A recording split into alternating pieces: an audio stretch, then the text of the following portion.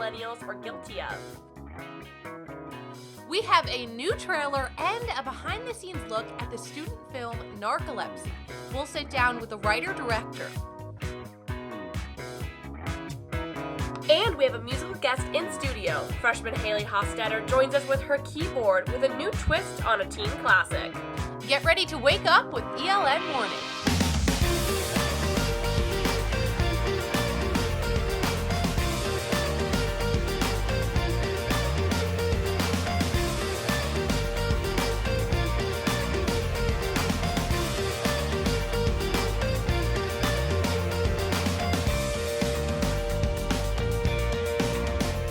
Good morning, Elon. I'm Ashley McGettrick. And I'm Paige Peroso, and we've got a great show lined up for you this morning. That's right. We are just hours away from a much-needed spring break, and we're going to give you tips on how to save money on gas and travel time. And we'll check in with some of the biggest trends online and even meet Elon's newest social media chair. I'm excited. All that and more is coming up to you on this cloudy Thursday morning.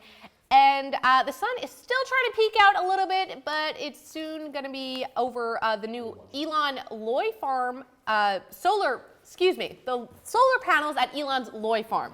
Construction is still going on over the solar farm over on Oak Avenue by the intramural fields. When it's complete, the solar farm will have close to 10,000 panels.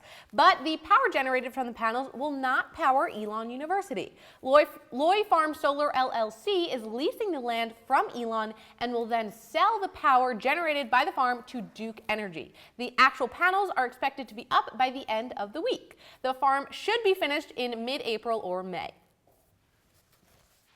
And here in studio with more of the local news you need to know as you're waking up this morning is our Gary Grumbach. Gary?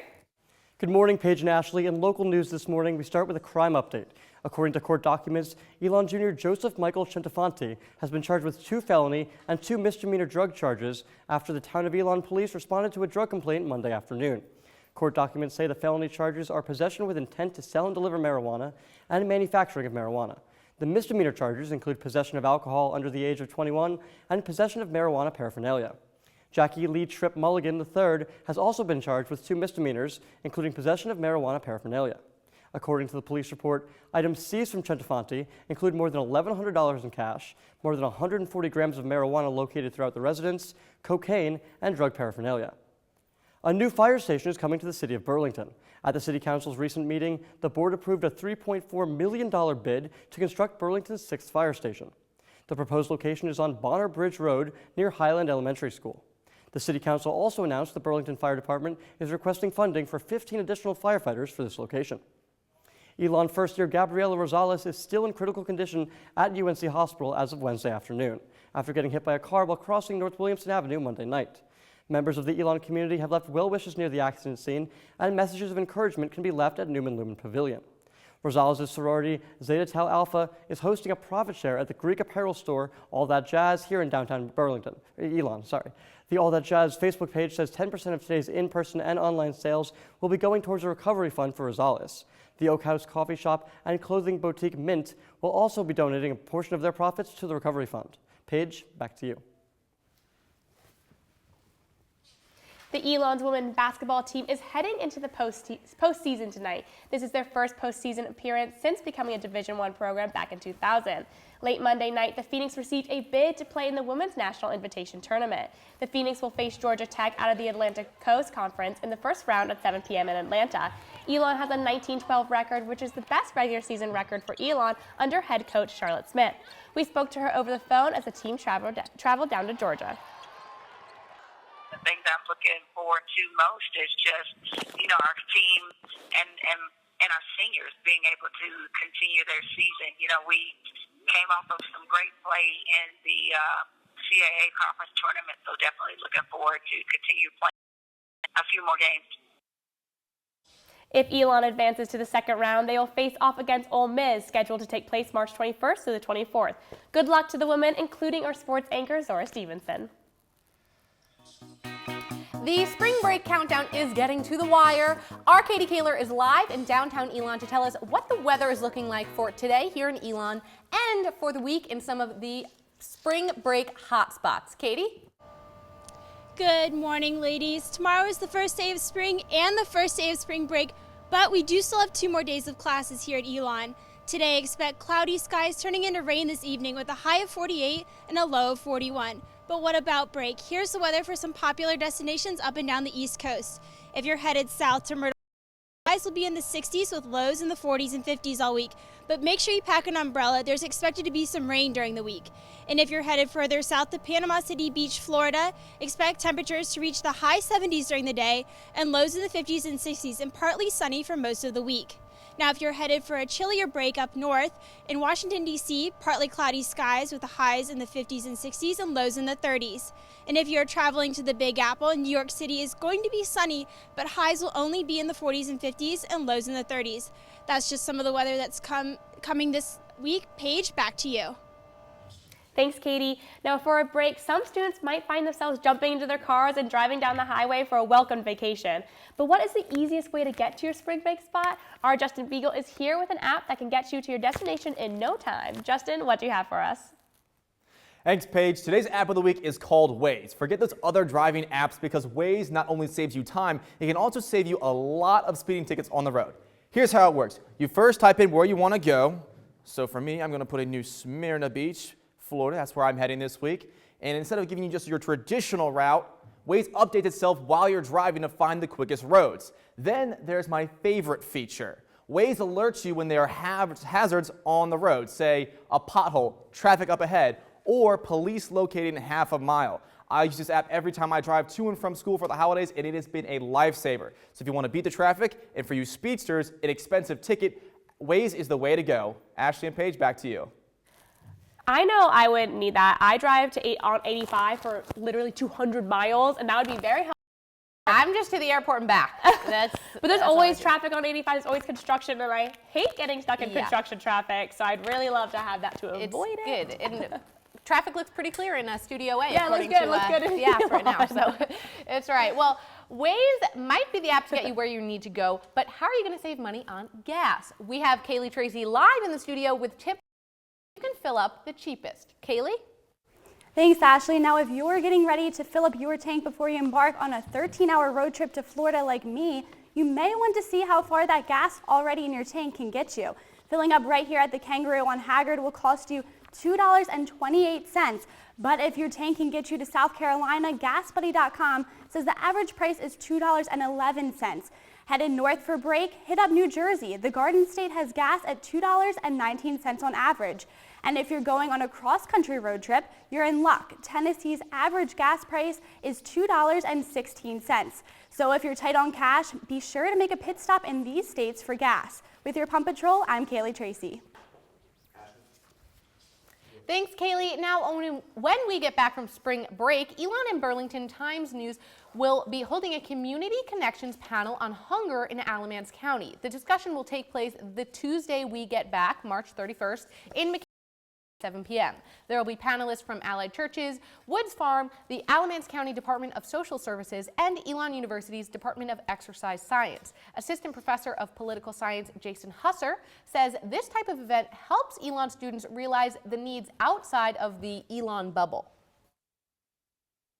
It's kind of one of these basic things, not having enough food to eat or not having shelter, that it doesn't really matter even if there were only 10 people facing this problem. That's still a problem. All members of the community are invited to attend the open conversation. That you use every day. Some might even say they depend on it. Find out why your phone might be hurting you socially, coming up. And after the break, we are going to see a clip and sit down with the producer and writer-director for Narcolepsy, a new psychological thriller produced by Elon students.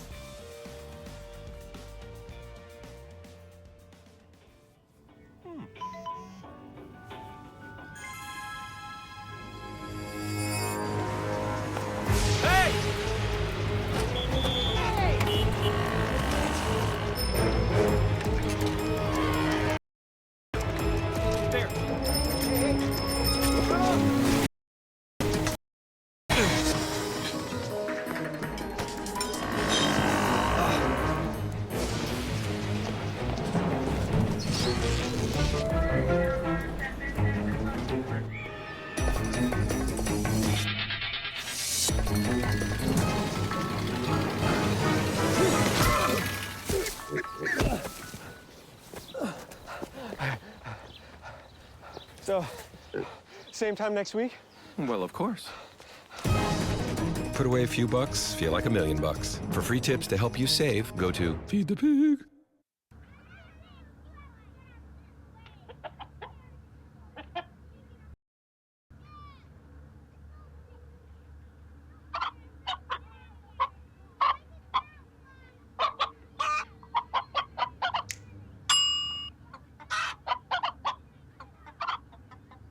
Separate raw meats from other foods by using different cutting boards. 3,000 Americans will die from food poisoning this year. Keep your family safer. Check your steps at foodsafety.gov.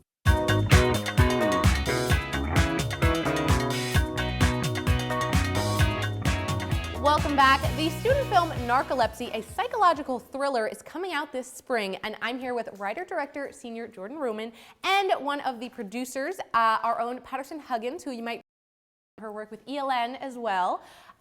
So thank you both for joining us. But before we get to chatting about Narcolepsy, we have the new trailer premiering right here on ELN Morning. So let's take a look.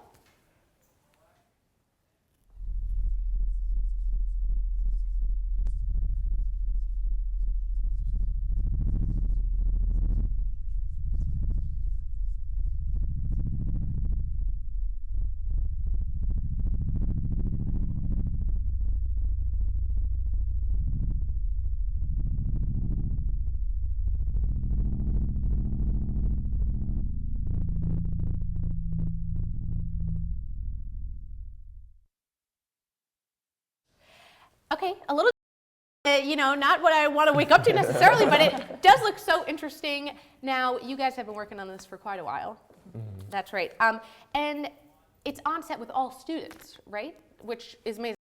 What was that like? Is the camaraderie of ELN students working on this professional film? I would say one of the things that's really cool is we just had our first shoot day this past Sunday, and we had a crew of over 30 people working on set, just doing different things, running around, taking care of different tasks on set. So the thing we really try to do is just keep this as professional as possible. And as a result, I think everybody has done such a good job of coming together and been collaborating together really well. So yeah, the camaraderie has really been cool to really, I think, demonstrate the strength of the ELN community, which has really been there the whole time. Awesome. So. And another great thing that we've done is lecturers and PAs from some local high schools in the area that have film programs. So it was a great experience for us as ELN students to be on the other side and be the teachers and work with these younger students and help them to understand more about film and how the process works. That is so awesome. And we always talk about getting outside of the ELN bubble, and this is a topic that also kind of gets out of something we usually talk about as well. What was the inspiration for this? Yeah, well, it was actually pretty funny. I was in a class one day last semester, and I almost fell asleep during a lecture. And I thought it'd be really interesting to explore a story about a character who had narcolepsy and fell asleep during the day, couldn't regulate his sleep-wake cycles. And so I started building this whole story around this character because having narcolepsy, I feel like would just be extremely, extremely difficult to deal with. Yeah. So once we got the story going, we just kind of moved forward with pre-production, and then I did more research about narcolepsy itself and other sleep disorders, and then that's kind of how the whole story started. And it's a topic that I think is really under-researched, especially in the medical community, and something that I wanted to personally learn more about and explore with this story. So that's right. Kind of It's learning in so many ways, with cinema and with mental disorders, specifically narcolepsy. So I'm excited to see the film. Thank you guys so much for coming and sharing that with us. To find out more, we can follow you on social media? Yes. Okay. We have an Instagram, we have a Facebook page, we have our own website. So yeah, be sure awesome. to check us out. Narcolepsyfilm.com. All right, we're going to push it on our social media too. So we are Team Narcolepsy. Well, you know, the film Narcolepsy. Yeah. Thank you. Well,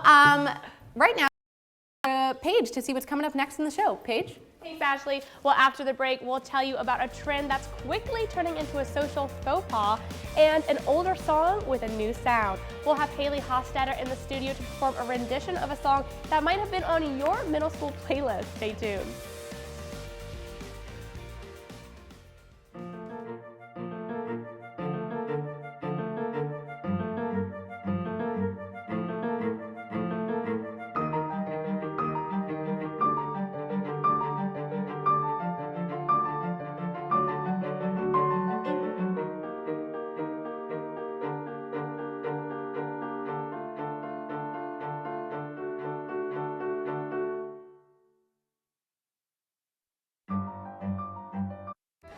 Here's your check.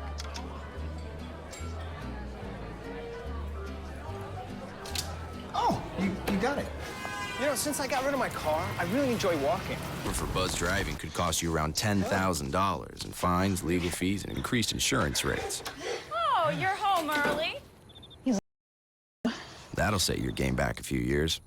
Buzzed, busted, and broke. Because buzz driving is drunk driving.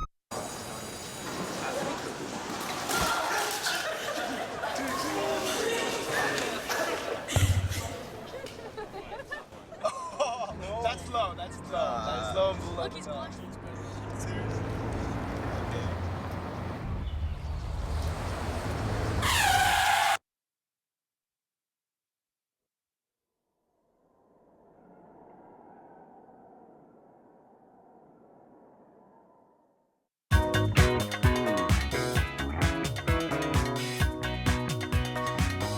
Welcome back to ELN Morning. If you are in an awkward social situation, you might rely on your phone to get you out of it. But constantly being on your phone, texting or calling is starting to impact our generation's social skills. Let's take a look. The millennial generation, which includes almost every student on campus, seems to always have their hands and eyes glued to their phones, including Alex Bohannon. I have sort of used the phrase, not having my phone is like not having my left arm, and that's a lot, isn't it? While cell phones are great for some forms of communication, all that technology can take away from normal face-to-face conversations. And now this social faux pas has a name. When you have sort of kind of your phone in front of you, you're sort of disconnected from the conversation that's in front of you. Now, if you've ever been at lunch with someone and they've paid more attention to their phone than they did to you, then you've been phubbed. Phubbing, so I just want to, phubbing is like when you are being rude. Yes, okay, right. The definition of phubbing is using your phone to snub someone, or basically paying more attention to your than your friends. I was checking my phone and I was talking to her at the same time, or she was talking to me, and then I said something that had nothing to do with what she just said. So while your cell phone might connect you to your friends online, be careful from letting it disconnect you from the real world. I know that I always accidentally do this, but I know it's so bad. I stand this. It's like, and it's more than just the phone. Like, when you're sitting in class, look around at your classmates, no one is even paying attention to the teacher. No, like, I know. It's like, but just you think, pretend. You Like, think fake it. You're like, oh, a quick email, I'll be fine. But then it's like a quick email, and then you have to text on, and then you finish your home. It's bad. Drives me crazy. But anyway, I'm sure I'm guilty of it too. Now, many students are using their phones in social situations to check out the latest trends online, and our Jonathan Winston has been doing that all morning. Over in our social center, Jonathan, cyber world.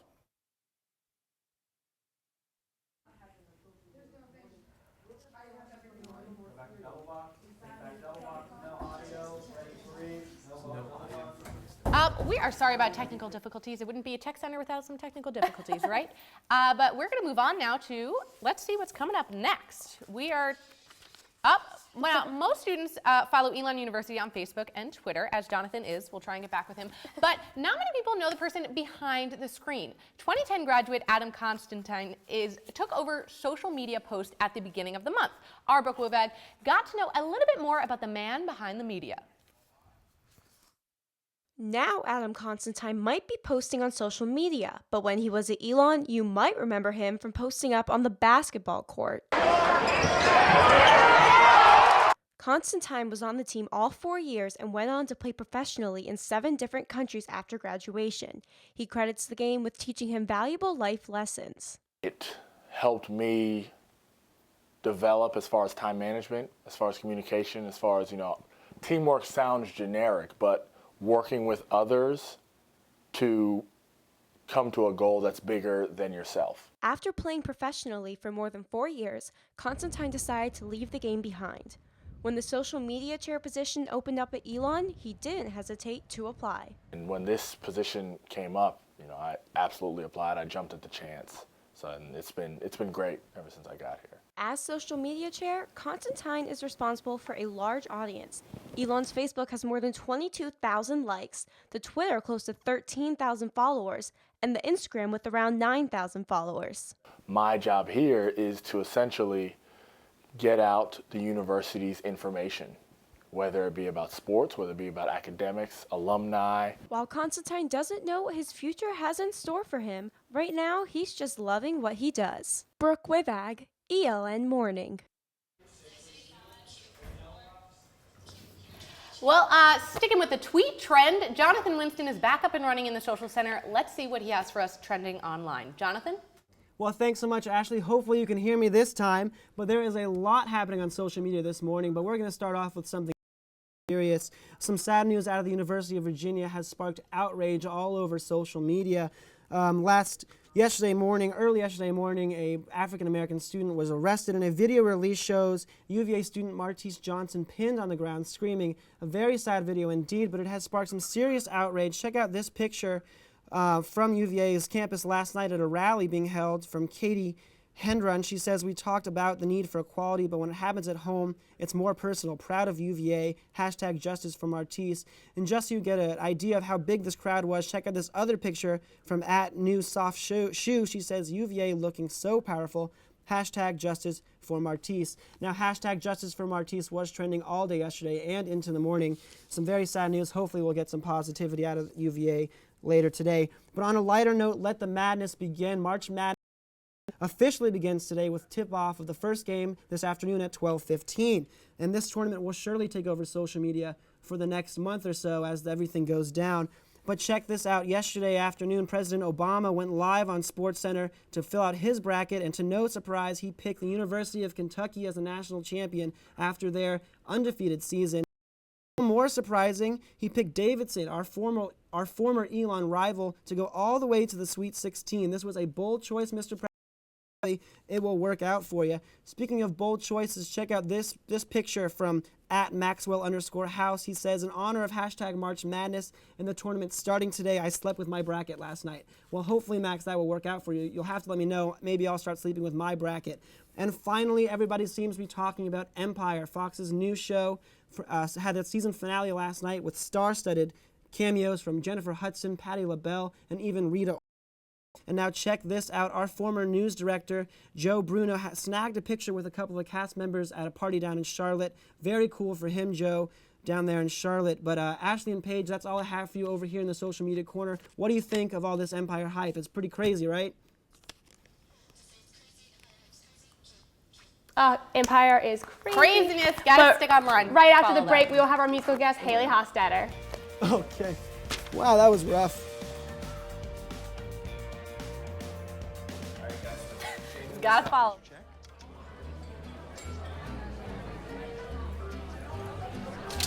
Oh, you got it. You know, since I got rid of my car, I really enjoy walking. Okay. God, no. Getting pulled over for buzz driving could cost you around $10,000 in fines, legal fees, and increased insurance rates. Oh, you're home early. You live with your mom? That'll set your game back a few years. Buzzed, busted, and broke. Because buzz driving is drunk driving. If you drive buzzed, it'll cost you around $10,000. You'll face major legal fees, major fines, and steep insurance penalties. You could lose everything. Buzzed, busted, and broke. Because buzz driving is drunk driving. The next 30 seconds can save you a lot of money. Just do your laundry in cold and stick to full loads. Auto-sleep your computers. Plug your gadgets in a power strip and switch it off when you're done. Headed out? Turn back your thermostat by 10 degrees. And drive sensibly. The more energy you save, the more money you save. Find other great tips at energysaver.gov.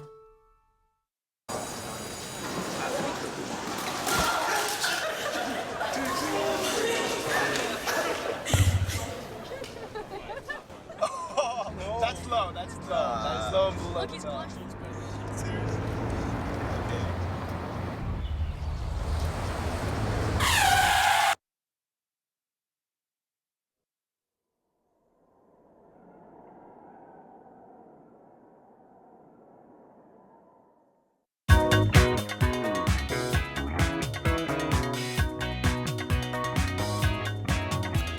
back to ELN Morning. We're here with today's musical guest, Haley Hostetter. But before we get to see her musical genius, let's learn a little more about Haley. Let's take a look.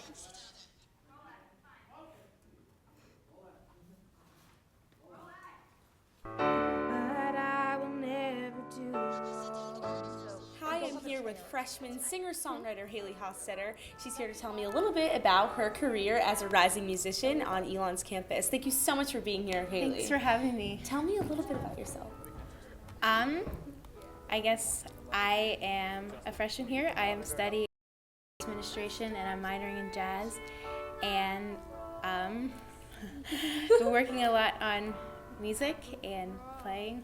What are you passionate about when it comes to music? Well, for me, it's like this really strong passion you get from it, and it I feel that more from music than anything else that I do.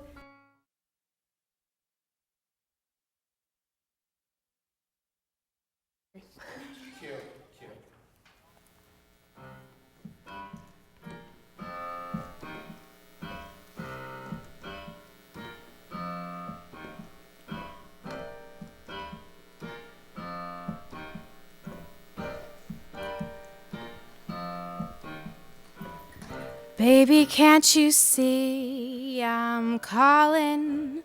A guy like you should wear a warning. It's dangerous, and I'm calling. There's no mistake, I can't wait. I need a hit, so baby, give me it. It's dangerous, and I'm loving it. Too high, I can't come down. Losing my head, spin around and around. Can you feel me now? With a taste of your lips, I'm on a ride. Your toxic tongue slipping under with the taste of a poison paradise. I'm addicted to you, don't you know that you're toxic? Yeah, I love what you do, don't you know that you're toxic?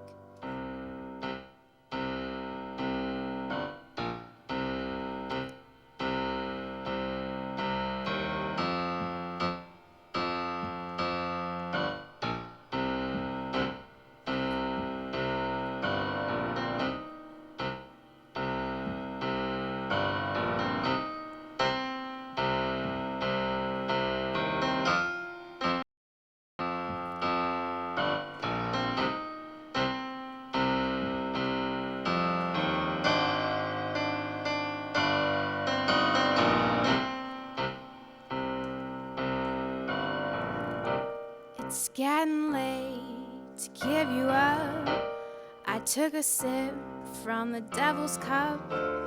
Slowly it's taking over me. Too high, I can't come down. Losing my head, spin around and around. Can you feel me now? With a taste of your lips, I'm on a ride. Your toxic tongue slipping under with the taste of a poison paradise. I'm addicted to you, don't you know that you're toxic? Yeah, I love what you do, don't you know that you're toxic? Intoxicate me now with your loving now. I think I'm ready now. I think I'm ready now. Intoxicate me now with your loving now. I think I'm ready now. I think I'm ready now. Intoxicate me now with your loving now.